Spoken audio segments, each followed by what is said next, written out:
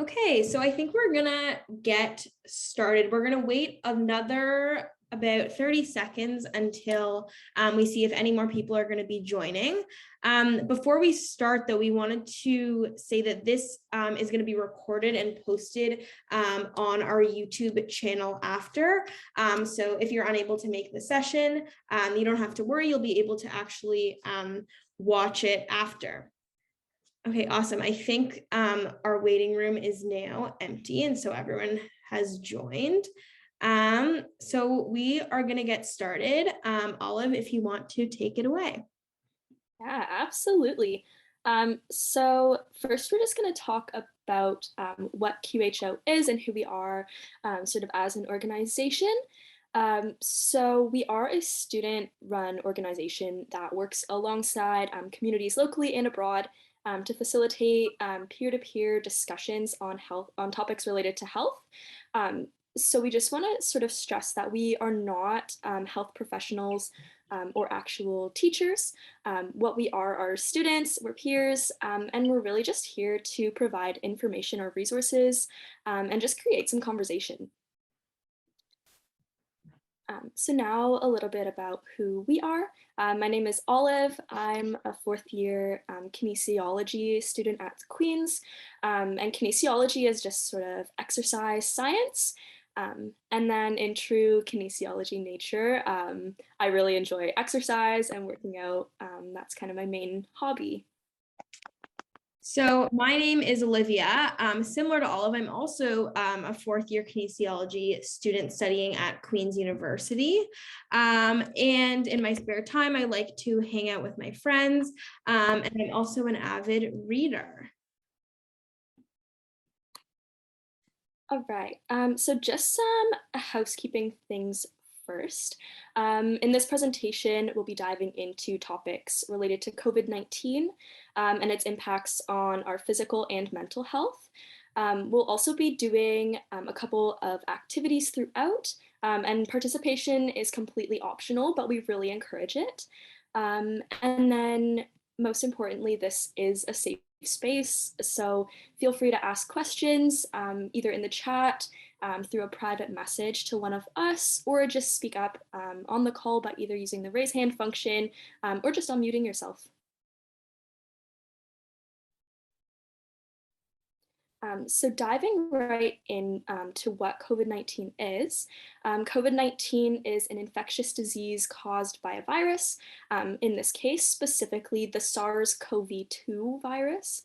And then this virus has spike proteins all around its outside, as you can see in the little image. And these are the parts that, when infected, are toxic to us and is what makes us sick.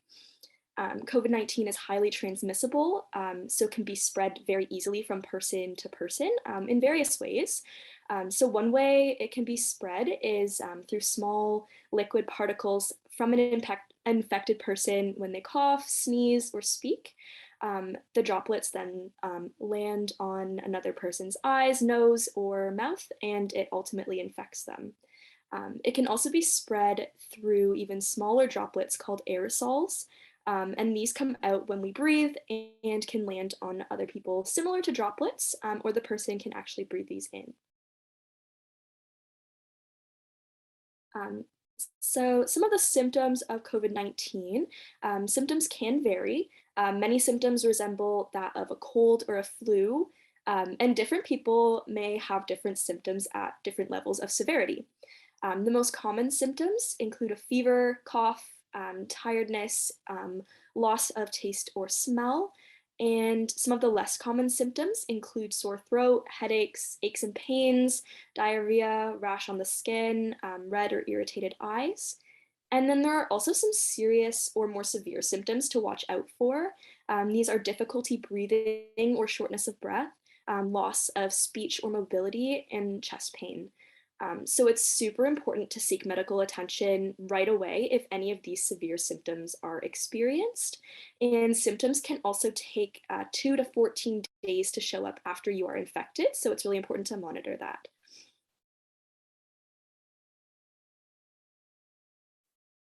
So what are variants? Variants are mutations or changes to the original virus. It helps the virus adapt and sort of escape our immune systems better. Um, these changes can make the virus more contagious, possibly more severe. There are hundreds of mutations and there's many variants. For example, you may have heard of the alpha variant, but there are two that are particularly concerning right now. And these are the Delta variant, and that's been around for a while now, and then the Omicron variant, which is relatively new. And while researchers do know that this variant is definitely more transmissible, they still aren't certain on if it's more dangerous or not. So why are these variants a concern? Two kind of main reasons. One is because they spread very easy, so they can infect a large number of people very quickly.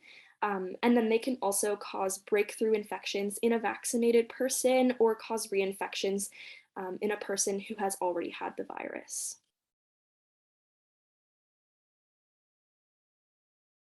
So we sort of talked about how easily transmissible these variants can be. So it's important to reduce the spread of COVID-19 and prevent infection. So here are just some ways that we can help protect ourselves and others. So first is getting vaccinated. This is the best way to prevent severe illness, even amidst the new variant.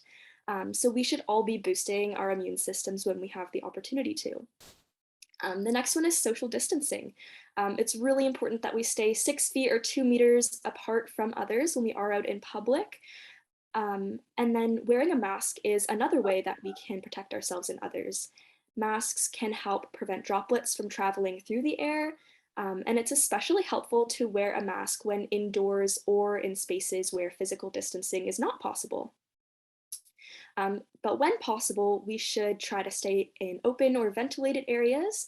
And this might mean simply opening a window if we are inside with someone. It is also very important to remember proper hand hygiene. So washing our hands with soap and warm water frequently. And then we can also prevent spreading droplets or aerosols by covering our nose and mouth when coughing or sneezing. And if possible, coughing into our elbow would be more effective than just coughing into our hands. And then lastly, if we are feeling unwell or experiencing symptoms of COVID-19, staying home will help prevent spreading it to others.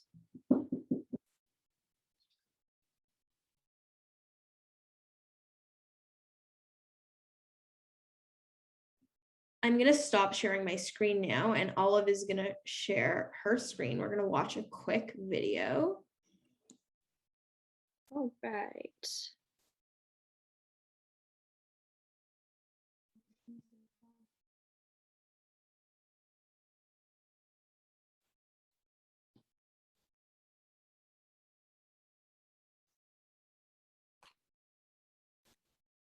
All right, can we all see this on my screen? Yes, Perfect. we're seeing.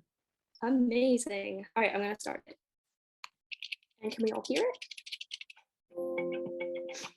After we have been exposed to an infection, our immune system remembers the threat, in particular by producing antibodies.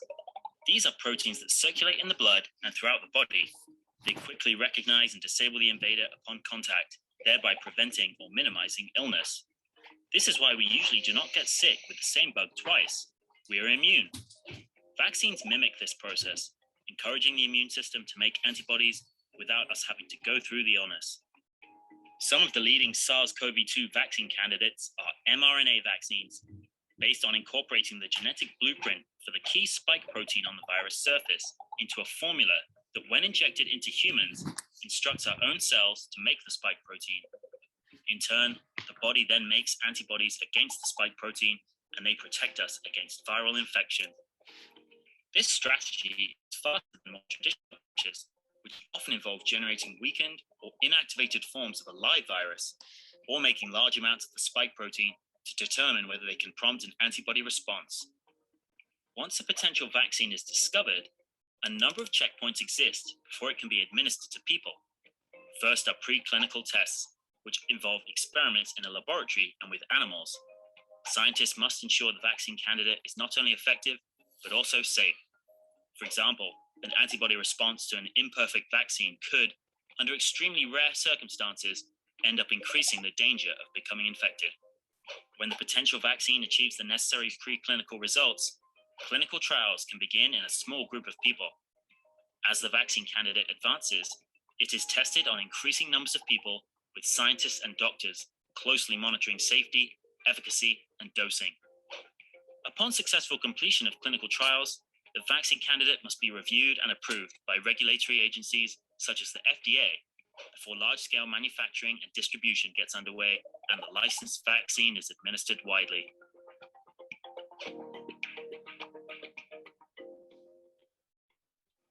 All right, I'm going to stop sharing my screen and pass it back to Olivia.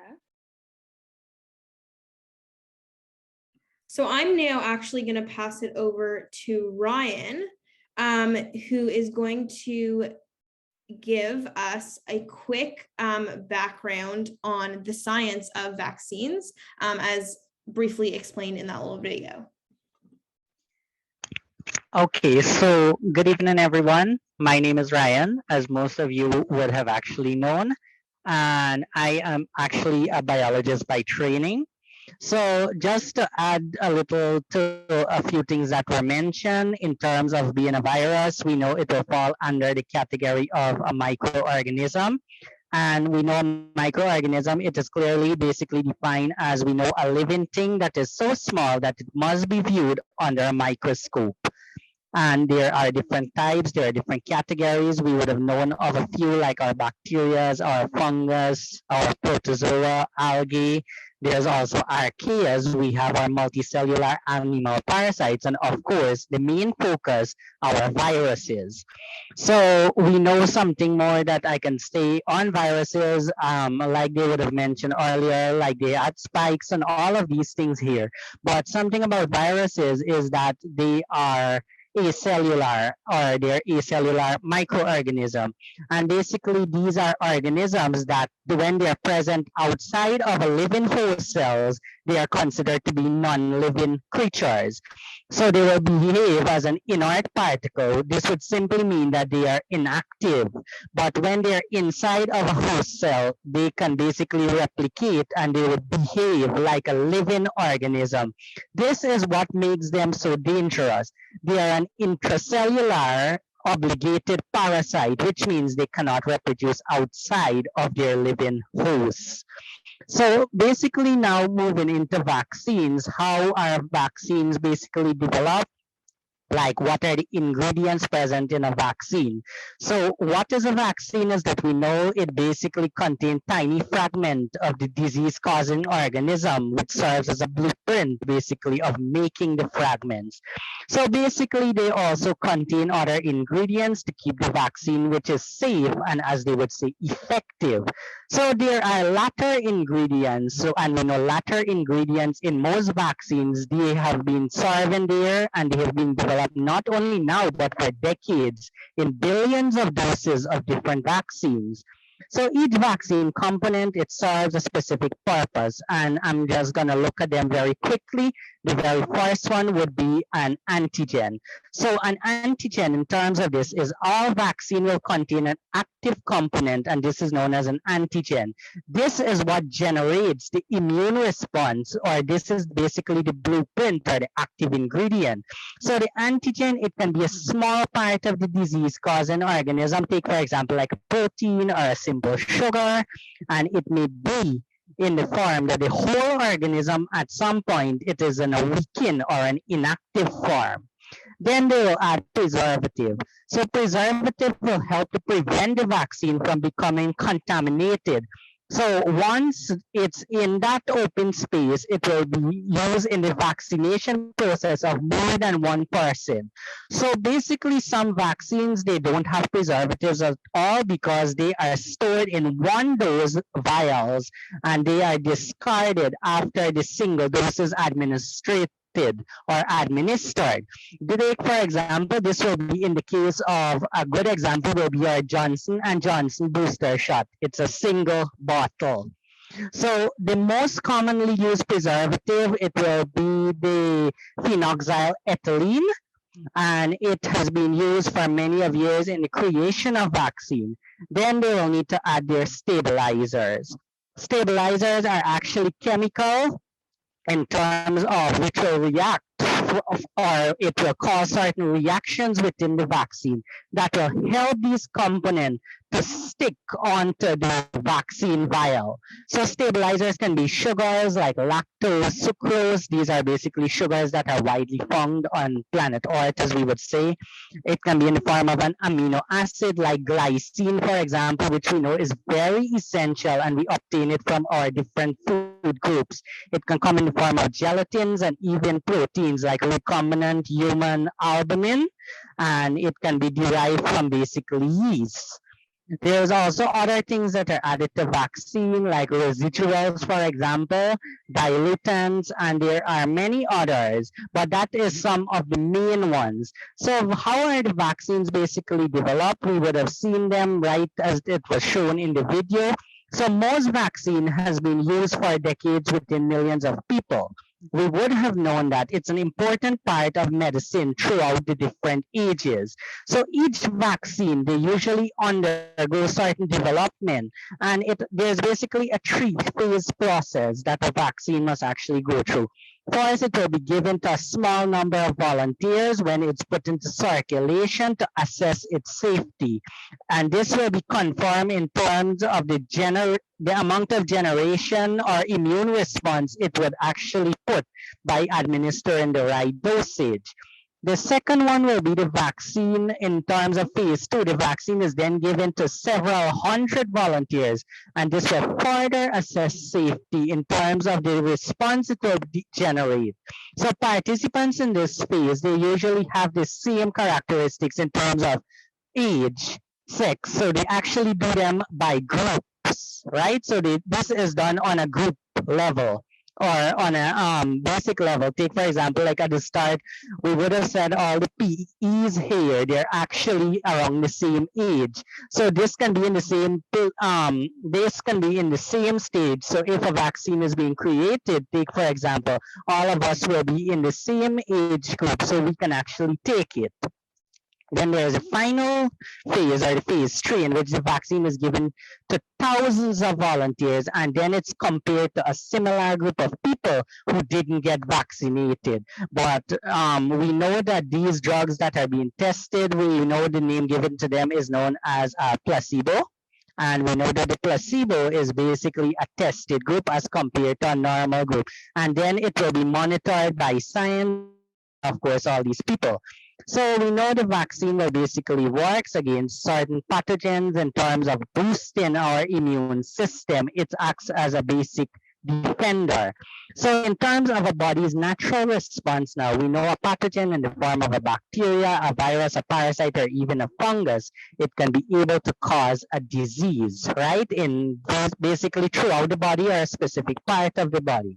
So basically, in terms of this vaccine now, it will help to boost that immune system by our body will start producing antibodies that will actually help to combat or actually fight against these type of infections in terms of virus infection, whichever form they come in. So basically, there are antigen-specific antibodies that will be produced, and this will help the immune system to destroy invading pathogens that are actually coming there into our body to invade. So this means that if the person is basically exposed to dangerous pathogen in the future, their antibodies would have already been produced, since the body would have already recognized these things as invading pathogens. So we know that, take for example, like right now, how it's COVID time, we know that the vaccine is just there to boost our immune system. There isn't an actual cure, as they would have said.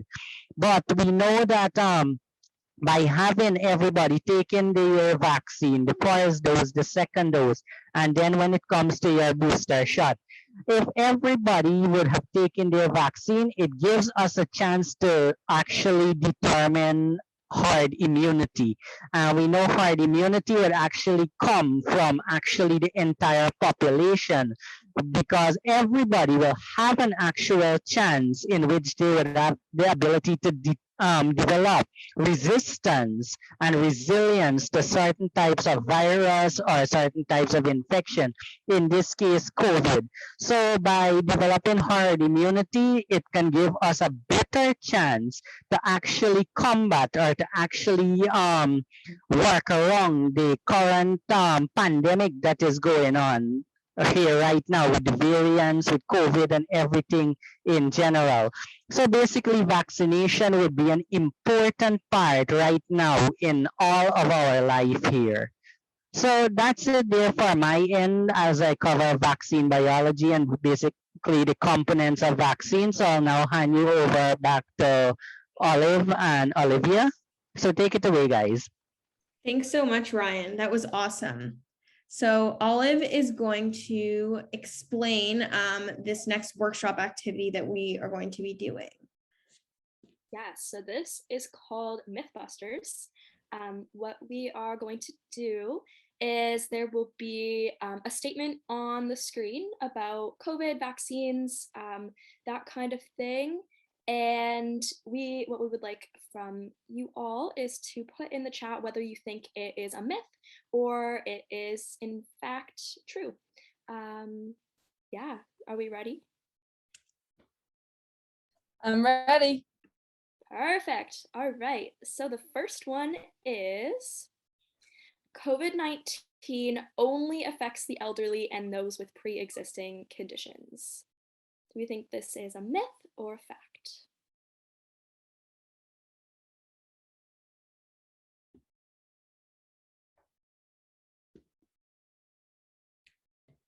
Perfect. Yeah, so we have a couple of answers so far, and they all say myth, which is correct. So this is a myth. While people in these demographics are more vulnerable to have a higher risk of developing severe symptoms, young and healthy people have also been known to have severe cases of COVID-19. So it's really important that everyone does their part to reduce the spread. All right, the next one. There is no treatment for COVID-19. Is this a myth or is this a fact?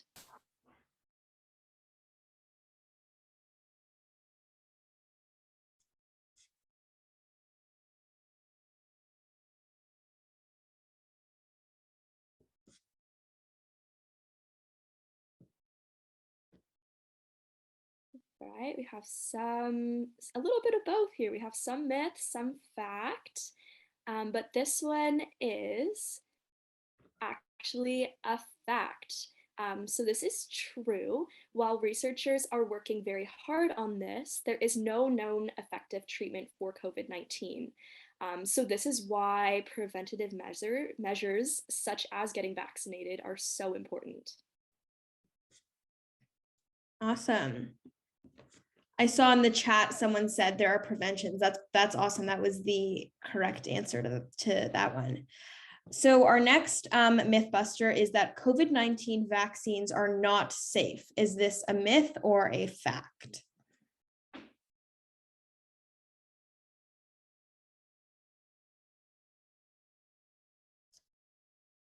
I'm seeing some myth in all capitals. Awesome. Myth. And you are all correct. So the vaccines for COVID-19 are safe because one, they've been rigorously tested and approved by the Ministry of Health in Guyana. And vaccines can't give us COVID-19 because they don't contain the virus that causes it, as Ryan explained. But what they can do is reduce our chance of becoming severely ill or hospitalized if we contract COVID-19. So they're super important. The next statement is the reactions to the immunization are too risky and it's not worth it to get the vaccine because I'm too nervous that I might have an adverse reaction. Is this a myth or a fact?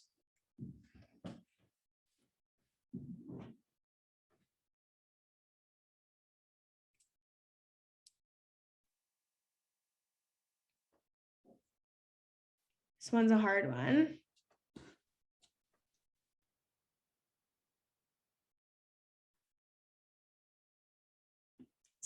So excellent. I'm seeing lots of myths. So you are all right. This one is a myth. It's actually normal to have minor side effects or reactions to getting the vaccine. And these reactions are actually a sign that the vaccine is working to help our bodies build protection to the virus. So common side effects could be tiredness, pain, redness, swelling, or itchiness where the vaccine was given, but generally those do not last more than 24 hours after you get the vaccine. So there are no long-term bad effects.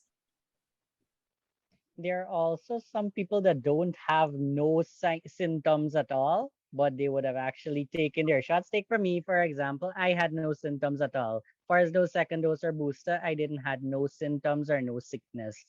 Mm-hmm. Me as well, Ryan. I guess it just depends on the person. I had side effects with mine. Yeah. So it doesn't say I anything. Yeah. think some of the vaccines tell more on women than on men, because when I took my second shot, I had hemorrhage for 6 weeks with mine. Yeah. And there are a lot of other females who complain of the same situation. I have a friend who went and took her booster shots a month ago, and at present now she started with a bleeding problem. Mm-hmm.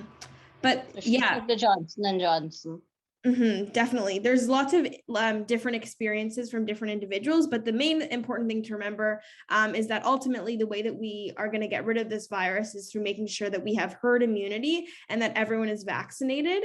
And it's important to remember that vaccines are safe, and despite some side effects that may occur, overall, it is really doing our part by ensuring that we're getting the vaccines when they become available to us.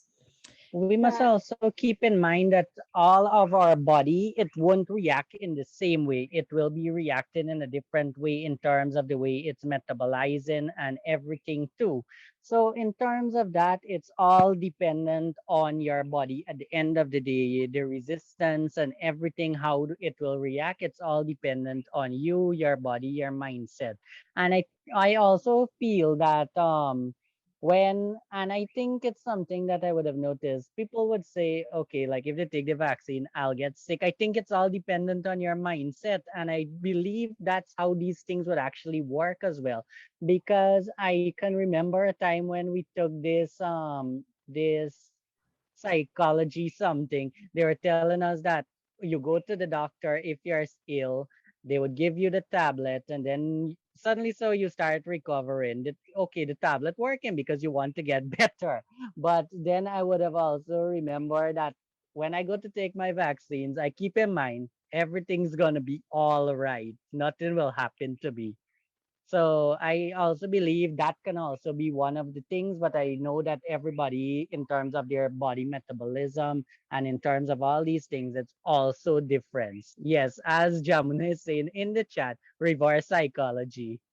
Play it smart. And it's important to remember that when you hear personal stories from people saying that they might have had certain reactions to the vaccine, that we have to actually look at the big picture and the scientific studies that are done that tell us that they're safe. So although we can hear some sort of stories that might seem a little bit scary, those aren't necessarily they're not necessarily factual or scientifically proven. And so it's very important that we all focus on the science, like Ryan explained to us, because that's ultimately how we can best understand what's going on. I also believe too that in terms of genetics and genetic engineering, that there is a lot of room for improvement, and there will be more improvement as time progresses in terms of developing these vaccines more stronger, more efficient, more effective as possible. But at the moment, we know it was like in a rush of a thing to get a vaccine out because of the situation when the pandemic was very rapid. And I think it still is in terms of the variant. But I think that over time, there will be more improvement and more effective way of dealing with this. But it's less than a year since vaccine was actually introduced. So there is still room for improvement. I do believe that. Yeah, definitely. And I think overall, too, in the grand scheme of things, the risks of the vaccine are far less than the risks of COVID-19 itself. Yes, awesome, Olive, which transitions us amazingly into our next myth or fact, which is the statement that there can be long-term side effects to contracting the COVID-19 virus. So in the chat, is this a myth or a fact?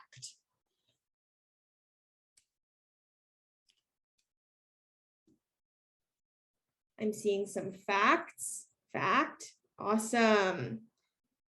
Wow, really good.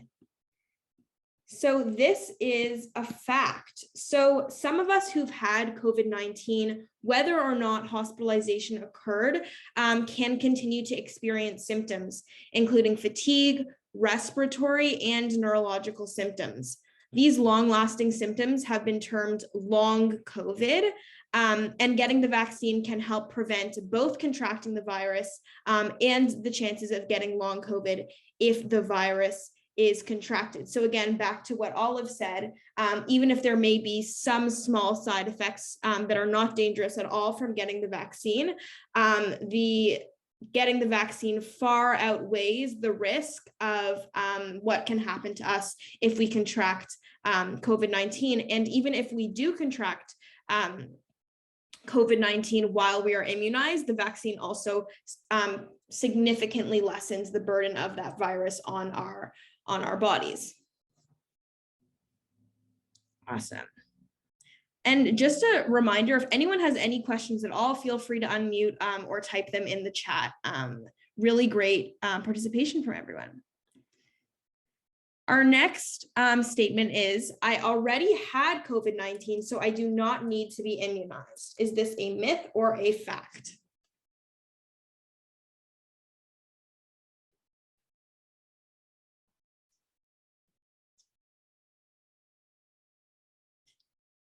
Myth, lots of myths. Awesome. Really good, everyone. So this is in fact a myth. So there's evidence to show that the vaccine provides better protection against future COVID-19 infections than protection by just infection alone. Also, because of the amount of COVID-19 variants, it's possible for us to be infected with the virus multiple times. And so it's important to boost our immunity by getting vaccinated. Great. Our final statement is the COVID-19 vaccine can cause infertility and is dangerous for pregnant people and their babies. Myth or fact?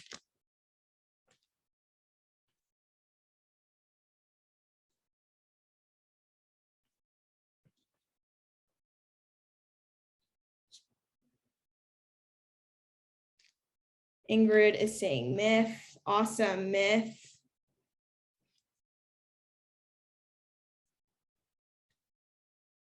Okay, so we have some differences on this one. This one is actually a myth. Across multiple studies and groups, no problematic outcomes have been found to affect pregnant people and their babies. None of the COVID-19 vaccines contain the virus, so therefore they can't make you sick, including pregnant people. So they can't make anyone sick. So it is still safe, and the vaccine is recommended for everyone, even if you are pregnant. Awesome. Okay. So we're going to now move on from talking about COVID-19 and physical health to COVID-19 and mental health, because just as COVID-19 affects our physical health, it also affects our mental health as well. So before we get into this, let's just review what mental health is. So mental health can be defined as a state of well-being where we realize our own abilities can work productively and contribute to our communities.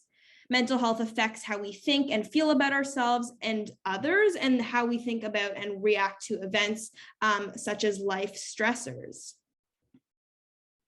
It's important to remember that everyone in the world has mental health, and that means that everyone has to take care of their mental health. So COVID-19 is an example of a significant stressor and life event that can affect everyone's mental health. Again, because it's brought major life changes, including uncertainty, it's altered our daily routines, financial pressure, and social isolation. There are so many aspects of the pandemic that can make us feel as if we're carrying a heavier load, which can cause us to feel worried or sad, which is why, just as we talk about physical health, it's important to talk about how COVID-19 can also have effects on our mental health. One helpful way to help decrease stress and worry is to talk about our mental health. By speaking openly about how COVID has impacted our mental health, it can help us to feel as though we're not alone. So for our next workshop activity, if people feel comfortable to share about any struggles with regards to COVID-19 and how it's affected your mental health, it would be awesome to either type them in the chat. If you want to remain anonymous, you can type them in the chat and message them to myself or Olive privately, or if you feel comfortable to do so, you can also unmute. While I wait for people to respond, for me personally, one way that COVID has affected my mental health is it's made it more difficult to see my friends, and being social is a really important part of my life, and it's made it a bit harder to be able to have social interactions. Well, also to add to, well, like you said, well, there's a social part in not seeing some people for a very, very long time, except for hearing their voice over call. I know I would have seen Darshini. She is also in here. I think she is a first year, or I think a second year student right now at the University of Guyana, and I think she can also agree with me on this one, that transitioning from a face-to-face interaction to an online environment, it was something that is very difficult and that was very hard in terms of the level of work, and you have to do like your home chores, being home, and you also have to study at the same time. You need to take into account things like unexpected power outage. Well, take me for example. I had the experience of doing 2 tests and blackout command immediately, and I literally feel like I had a mental breakdown because I didn't like know what to do. That was when data would come into play, that you would have to hook up a data plan just to submit your work. You would have to hurry, and it has been very, very stressful, as we can all see that moving in the transition to a different environment, it is very, very difficult. And why? Who's to be blamed? COVID-19, no one else. So that was something I can say for as Hannah would experience. And I know I'm seeing 2 of my students here in the call, Anjali and Jamuna, and I think they can also relate the same with school life. So on my end, that was something. Thank you so much for sharing that, Ryan. I can, as a student myself too, I totally resonate. And I also see people in the chat saying that they can relate as well. Yes, no problem. I know for me, COVID has sort of taken away some of my usual coping mechanisms for dealing with just regular life stress. Like I really like to sort of go to the gym and exercise and work out as a way to relieve stress. And, you know, with restrictions and closures and that kind of thing, I haven't been able to do it in the way that I normally would. So yeah, that's been kind of hard to sort of navigate that, especially in Canada where it gets really cold, so it's hard to do things outside sometimes. But yeah. For us, my NGO, COVID has affected our NGO a great lot due to the closure of schools. Then we had to be on a regular basis going into communities to interact with parents, interact with children in the communities. So for that, we had to be splitting up into different communities and reaching out to children, not to have large gathering. But in that sort of way, it really tell a lot of impact from myself, even mentally too, because it affects me that I can only give to a certain amount of children, and some of the children can be having stuff. But when you have to do it like a rota to go about every day after, or sometimes every weekend to different communities, and reaching out with families, it is really, really hard. But I should say that I have to thank my donors and sponsors for being very supportive during the COVID-19 to the program in assisting families to have hampers, children to have meals, and so many different things. But it is indeed very, very stressful something with COVID. I wish if COVID can just, tomorrow we could wake up and COVID can just gone. Our lives can be back to normalcy. I agree. Thank you so much, Shanta, for sharing that. And you mentioned some things that sometimes can help you, like reaching out to family and friends. And we're going to talk a little bit more about sort of coping mechanisms or how we can best care for ourselves. In the chat, I'm seeing some people are saying that it's caused a lot of sort of similar to what Ryan was saying, a lot of academic stress, and it's really trying, or it's like hard to cope with all of the academic stress. And that's totally, all of these feelings are so valid, and they're so normal because of the changes that COVID has caused to us. Is there anyone else that wants to share?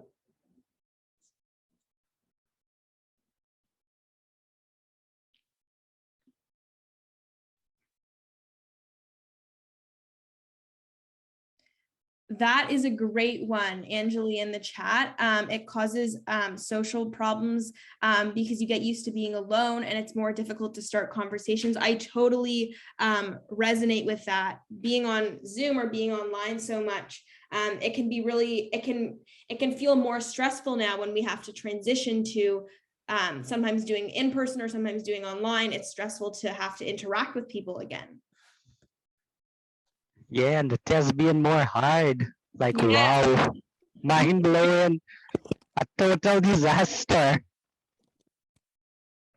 Let me also say this too, because COVID has really affected students a lot, especially the nursery and primary students. Okay, we could agree that secondary student or university children were more likely to understand online work, but those little children who don't understand online work, and it's also a disadvantage on parents who doesn't have all of that education, it really gives a disadvantage to those children. So I'm glad that if there is a possibility that school is gradually opening and children could go back to the face-to-face teaching, it will be better in a way for that. I agree that COVID is something that we have to be careful with, But if teachers are being vaccinated and they care for the children, things would be little bit less stressful for parents as well as those children, because children are going to open up their minds. Some of them are at home using the tablets or the computers or their phones, but from the time the parent back turn, they gone on a game or they gone and do something else instead of focusing on what they have to be doing within the lines of their school work. Yeah, I completely agree with that, Shanta. It's very hard for everyone academically, and especially children, and it's especially hard on people who are maybe taking care of children. It can cause extra stress for caretakers who would normally be able to go to work, but instead maybe they have to take care of someone else, whether that be a child or a family member or a friend, who, as a result of COVID, can't go into their own work or can't go into their own school. And that makes it really, it's difficult on the children, and then it's difficult on the people who are taking care of the children. So hopefully, if everyone can have access to the vaccines, we can build up that herd immunity, and it can be safe enough for us to go back in person. Thank you so much to everyone for sharing and being so vulnerable. Again, as we mentioned at the beginning, these workshops are a safe space to share how everyone is feeling. And so thank you so much for participating in this activity. We actually are going to move on to our next slide, which we're going to discuss self-care. So one way that we can help to ensure that we're taking care of our mental health during the pandemic is through self-care. The definition is on this slide, which is the ability of individuals, families, and communities to promote health, prevent disease, maintain health, and to cope with illness and disability with or without the support of a healthcare provider. So self-care includes being mindful about our own needs so that we can feel confident in our abilities to navigate through different life situations and stressors. And self-care can take many different forms, and those forms can be specific to the individual.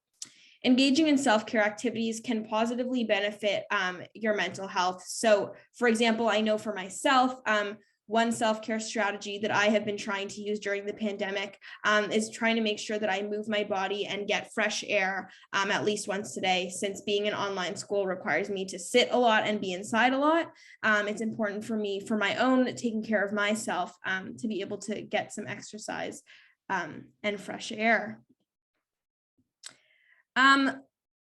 We can now open up the floor if anyone wants to share some of the ways that they have been engaging in self-care. So I just gave that example of going outside and getting some exercise, but if anyone else has any ideas or any practices that they've been doing that they've found to be helpful during the pandemic.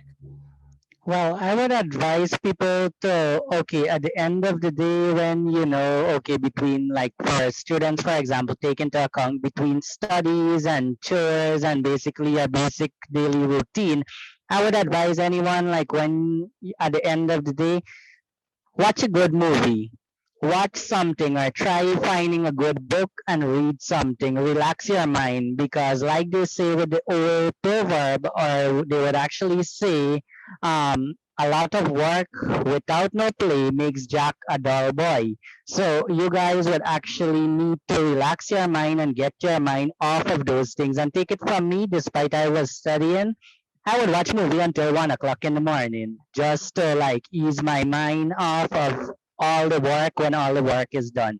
So that is something that you guys can actually try, put into perspective. Watch a good movie or read a good book.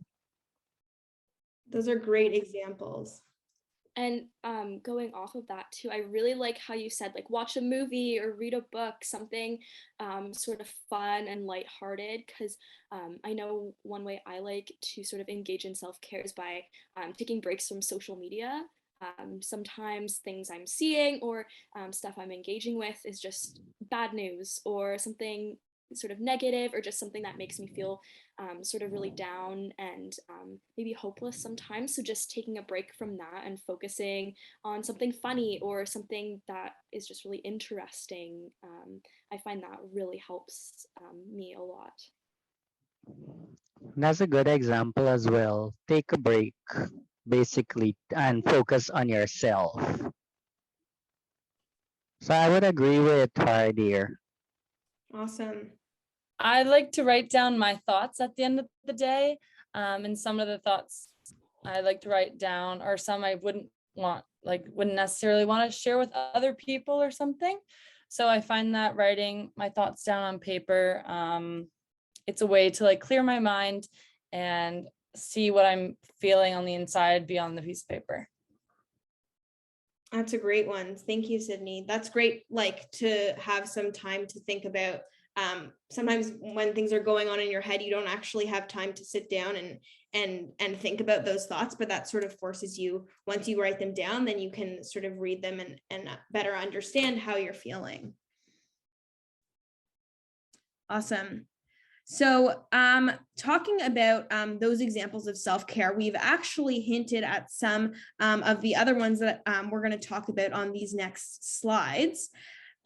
So self-care includes being mindful of both our physical and our mental health. And some ways that we can take care of specifically our physical health are through sleep. Getting a good night's worth of sleep can obviously be difficult, especially if we're really busy, but being able to sort of get enough sleep or try to go to sleep at the same time each night or wake up at the same time is a really great way to take care of ourselves. Another good way is to engage in being physically active. So whatever that means for you, maybe it's taking a walk, maybe it's going for a run, but just trying to move our bodies instead of sitting all day. And then taking time to ourselves. So sort of what Sydney said, but just making sure that we're checking in with ourselves and making sure that like if we're spending too much time around others, that we can check back in with ourselves at the end of the day. I'm just reading the chat now. Yeah, Shanta, thanks so much for sharing that. It's really one of the other big impacts about COVID in our lives is the fact that so many people have lost loved ones, which is really it's very hard and upsetting to cope with. And although it can seem like sleep and regular physical activity and taking time to ourselves are things that are like they're very small things when we're dealing with such big losses. But if we can start small and reach out to family and friends and get vaccinated to prevent future deaths. So as I mentioned in the last slide, it's also important to take care of our minds. So one way is to try and maintain some kind of a routine. So this could be like eating meals at the same time each day or trying to go to sleep at the same time. Routines are helpful because they can help us feel less stressed and they help to maintain a sense of predictability and control in our day-to-day life. So when so many things are changing because of COVID, trying to keep some kind of a routine in some aspects of life can really help.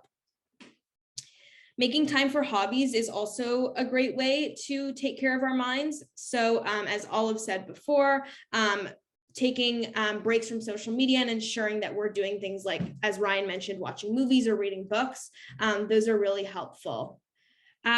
Also, focusing on positive thoughts is another way that we can take care of our minds. Again, similar to what Olive said, but trying to focus less on negative media or negative thoughts and focus more on positive ones, although can be really difficult. Taking time out of our day to practice positive thinking can sort of help us in small ways. And then lastly, it's really important to give yourself credit. So self-care is super, it seems basic, but it's actually super difficult to do. And engaging in any kind of active self-care, even if it's just, I went to bed early on this one night, or I was able to get outside and go for a walk today, That's a super awesome thing that we were able to do for ourselves, and making sure that we can say to ourselves, wow, great job, and give yourself, a little pat on the back. Don't lose sight, and make sure that we are just sort of always acknowledging the small things that we are doing. Okay, this is actually the end of our presentation. If anyone has any questions that they want to ask us, you can type them in the chat, or you can unmute and ask, or any feedback at all. But thank you so much for everyone for participating and for listening. There's just one thing I would like to add. In terms of combating COVID, as I know Sydney is here, and I also know that Ingrid is here. And last year's initiative, I would have lectured on traditional medicine. And let's not forget to keep in mind that plants are very important, and plant-based products are very important, because when I published my first paper last year, October, based on my research, I was working with neem, tulsi, and lemongrass. I work with 3 medicinal and herbal plants that are considered in that category. And I would have looked at some things like their phytochemistry, as well as their biological activities, and I would have also looked at their properties. I would have come to find out that tulsi and the neem, it's very important, because they had already started testing these things against the COVID-19 virus. And my research led me to believe that neem and tulsi, they possess strong antiviral property. And in terms of this, they would have actually inhibited the virus in terms of the plasma membrane of that virus, and in terms of molecular docking, disrupting the virus plasma membrane, and it's also affecting the way in which it is functioning, or how it's being effective. So something I would like to share to everyone, I would advise you to use a lot of plant-based product, especially when it comes to these tulsi and this neem. A lot of these products, and sometimes, take for example, here in Guyana, we know that, well, according to our elders, you actually chew the leaf. I also do it once in a while. I would chew my leaves and stuff like this. So you guys keep in mind that plants can sometimes be the answer in terms of combating or getting rid of this virus. So it's still work in progress, but please keep in mind that plants are always there for our benefits. Thank you, Ryan. Awesome. And just to share some resources. So when we post the video on YouTube, we're gonna include all of these links in the description. And so we have 2 pages, one on COVID-19 resources and another one on mental health resources. So again, these will all be posted, and we can also share them in the WhatsApp group chat. Yes, I also have a handout I would have prepared based on viruses.